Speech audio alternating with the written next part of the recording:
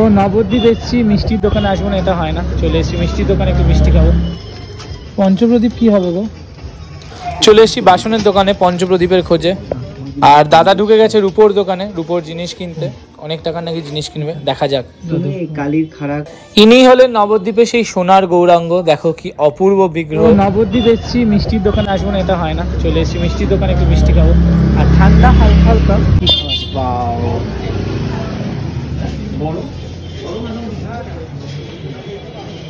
এটা কি গো? বাও, তোমরা দই বানাও? আচ্ছা, এটা কাঁচা গোল্লা না? কাঁচা গোল্লা খাবো।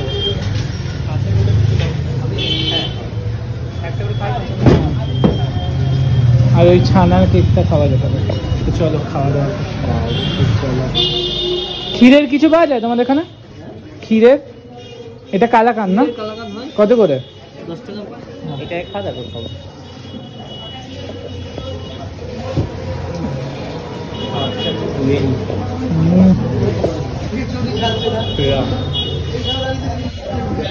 কেমন গো মিষ্টিগুলো? সত্যি সেরা, বাড়িতে তো নিয়ে যেতেই হচ্ছে। কালাকানটা বেশি ভালো বল। আর আমাকে একটা পাবো কি হবে?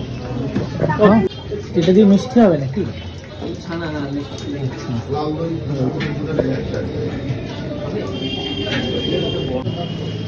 ওটা কি দাদা? কাঁচা বল ওই যে না ওই ক্ষীর নাম। ক্ষীর, আচ্ছা। ভুজিয়া তৈরি আছে। ভুজিয়া কোনটা গো এখানে আছে? ভুজিয়া শেষ হয়ে গেছে, এখন আর হবে তার। কি দিয়ে হয় ভুজিয়াটা? ওই যে ক্ষীরের দিয়ে। তাহলে ফেরার সময় খেয়ে যাবো। হ্যাঁ, মানে এখানে থাকলে আমার মিষ্টির পিছনে আমার অর্ধেক টাকা খরচ হয়ে যাবে, এত ভালো ভালো মিষ্টিগুলো। যথারীতি দাদা ঢুকে গেছে জিনিসপত্র দেখতে। এই হলো সব পরপর বাসনের দোকানগুলো। বাট কোনটাতে ঢুকবো এই হলো আসল বিষয়। রূপোরও দোকান আছে পরপর, অর্ধেক দোকান খোলেনি তো। এই শিব মন্দিরটা ঠিক সোনার গৌরাঙ্গ মন্দিরের পাশেই, এর আশেপাশে কিন্তু প্রচুর বাসনের দোকান। তো ওই মন্দিরটা দেখো ভীষণ সুন্দর, শিব ঠাকুরটা। আর এই হলো দোকানগুলো। তো ঢুকবো এই দোকানটা। দুদিন আগে কালী প্রতিষ্ঠা হয়েছে। কালীর খারাপ জন্য ঘুরে ঘুরে বেড়াচ্ছিল বলো, খারাপ পছন্দ। যথারীতি দাদা ঢুকে গেছে দোকানে, নিজের রাধা গোবিন্দের জন্য কেনার জন্য, এটার জন্যই এসছে। আর আমিও কালীর জন্য মানে প্রসন্নময়ের জন্য বেশ কিছু জিনিস অর্ডার করব। পঞ্চপ্রদীপ কি হবে গো? ছবি তুলবে না। তো ঢুকে গেছি আরেকটা দোকানে, দেখছি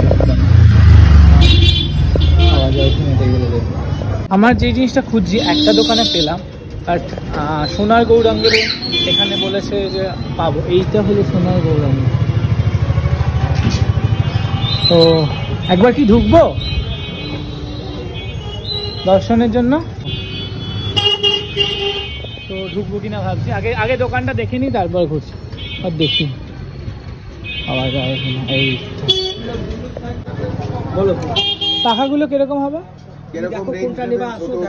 ওই বড়টা একদম বড়টা 600 600 টাকা। তার মিডিল নিলে 400। এই যে মিডিয়াম যদি 200 টাকা বাটি 30 টাকা। বিশাল যদি আরে ওকে বল এটা দেখতে। এটা আসল তুলসী কোনটা? এই যে এই বড় যদি নেন। আরে অনেক সময় ঢোকে না। আমার ওই বড়টাই পছন্দ হচ্ছে। কিন্তু জগাই মাথায় উদ্ধার মন্দির বাবা, চৈতন্য মহাপ্রভু নীতি। আচ্ছা আচ্ছা, শ্রীবা সঙ্গ। হ্যাঁ,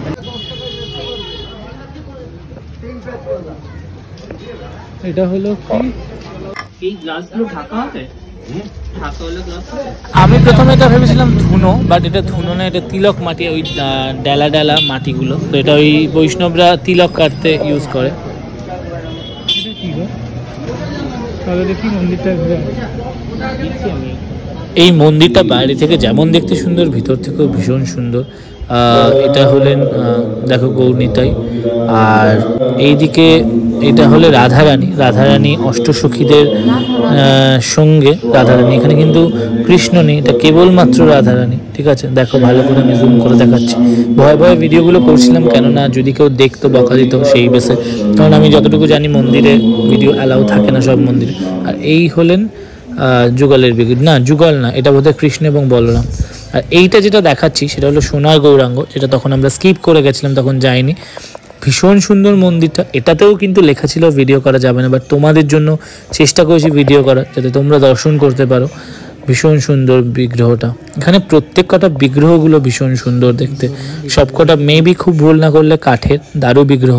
আর এই হলেন সোনার গৌরাঙ্গের বিগ্রহ, দেখো কি সুন্দর লাগছে। আমি জানি না অরিজিনাল আই মিন যেটা সোনার গৌরাঙ্গ বলে সেটা কি বড়জন না ছোটজন, সেটা আমি জানি না। তোমরা যদি কেউ জেনে থাকো অবশ্যই কমেন্ট করে জানিও, তাহলে আমার জানতে সুবিধা হবে। নেক্সট টাইম যখন মার্চ মাসে যাব বা দোলের আগে যখন যাব তখন সুবিধা হবে। আর এই হলো মন্দিরটার ভিতরটা, পুরো মনে হচ্ছে পুরোনো দিনের বেশ দালান করা, মানে হয় না পুরোনো দিনের দালান করা বাড়িগুলো, পুরো ওরকম টাইপের।